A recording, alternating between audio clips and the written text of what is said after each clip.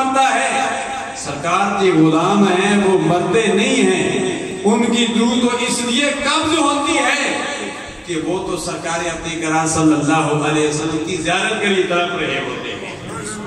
جانے والا خوش قسمت ہوتا ہے، ہم زندہ ہیں، زندہ والوں کو مقدر سے سرکار کی زیارت نصیب ہوتی ہے، لیکن جو دنیا فانی کو چھوڑ کر چلا جاتا ہے جب قبر میں جاتا ہے تو سرکار کی زیارت ہوتی ہے۔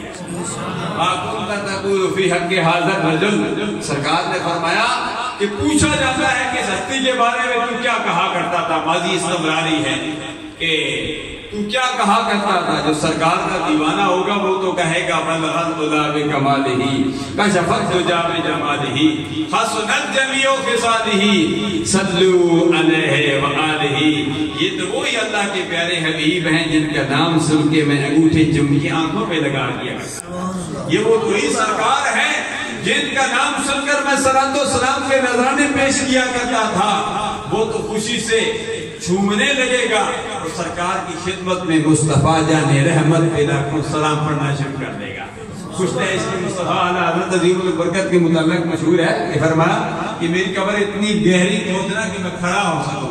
مریدوں نے پوچھا اس کی کیا وجہ؟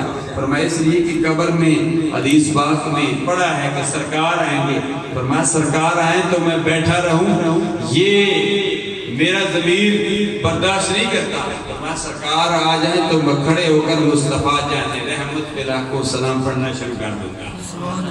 تو مسلمان جو سرکار کے دیوانے ہیں وہ مرتے نہیں ہیں۔ الا ان اولیاء اللہ لا یموتون لاکن ینتقلون من دار الی دار، اللہ والے ایک گھر سے دوسرے گھر منتقل ہو